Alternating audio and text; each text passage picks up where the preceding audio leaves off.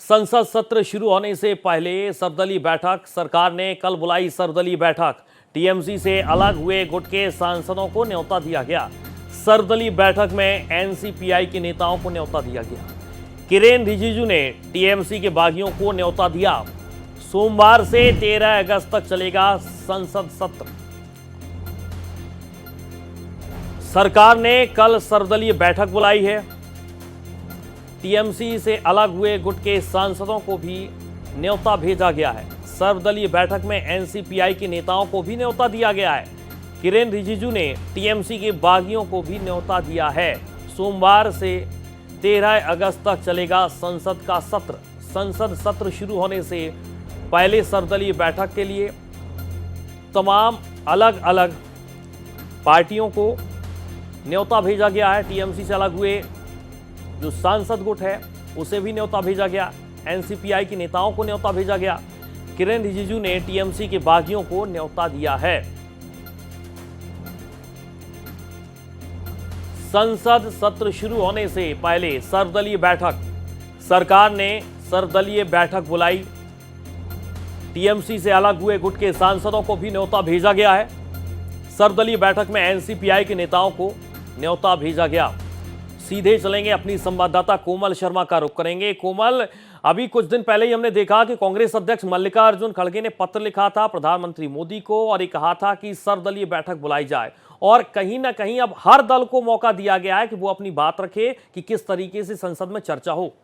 कोमल, बिल्कुल। देखिए सूर्या, पहले तो मैं आपको ये जानकारी दे देती हूँ कि लोकसभा अध्यक्ष ने टीएमसी और शिवसेना के जो बागी सांसद थे उनकी स्थिति पे आज फैसला ले लिया। दिन भर बैठक चलती रही पार्लियामेंट के अंदर, और लोकसभा सचिवालय की तरफ से एक सर्कुलर जारी किया गया जिसके मुताबिक शिंदे गुट में जो उद्धव गुट के 6 बागी सांसदों के विलय जो है उसको मंजूरी मिल गई है।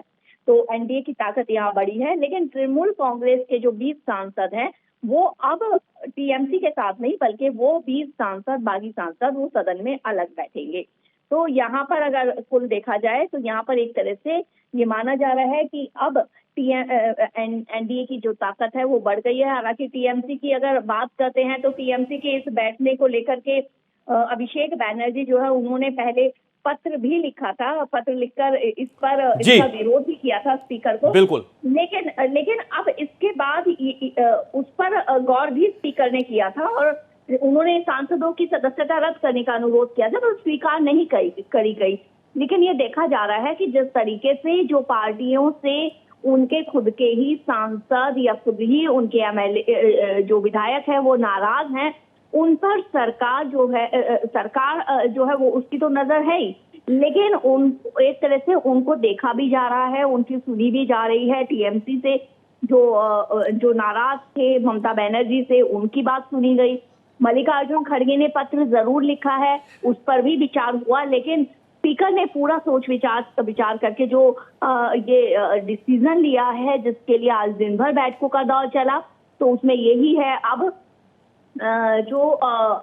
अगर बात करते हैं हम कि अगर टीएमसी की बात हम करते हैं तो टीएमसी के जो सांसद हैं जो यूबीटी से अलग हुए हैं उनको माफ कीजिएगा, टीएमसी के जो सांसद हैं उनको अभी सिर्फ और सिर्फ अलग बैठने की जो है वो अनुमति मिली है, जबकि शिवसेना यूबीटी के जो सांसद अलग हुए थे उद्धव की सेना से, वो जो है उनके विलय को मंजूरी मिल गई है जो एकनाथ शिंदे हैं उनकी शिवसेना में। तो एक बड़ा डिसीजन हो गया। और आप देखेंगे अब मानसून सत्र में अगर जो आप देखेंगे सियासी नजारा जो है बदलता हुआ नजर आएगा, क्योंकि इस बार ये भी माना जा रहा है कि प्रधानमंत्री नरेंद्र मोदी का ये थर्ड टर्म का ये सत्र जो है वो एक तरह से परीक्षा देने वाला होगा। परीक्षा इसलिए होगी, उनकी कड़ी परीक्षा इसलिए होगी क्योंकि जो विधेयक अब संशोधित विधेयक खास तौर से जो सदन में रखने का मन बना रही है, हालांकि हम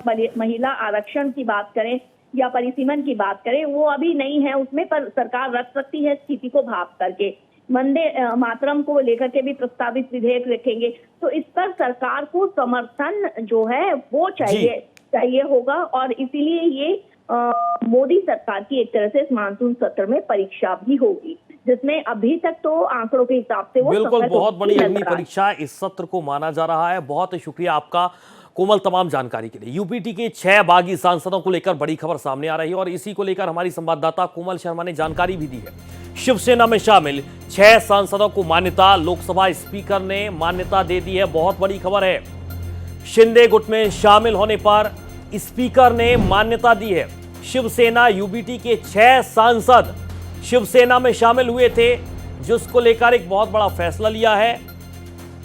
लोकसभा स्पीकर ने मान्यता दे दी है। शिंदे गुट में शामिल होने पर स्पीकर ने मान्यता दे दी है। शिवसेना यूबीटी के 6 सांसद शिवसेना में शामिल हुए थे।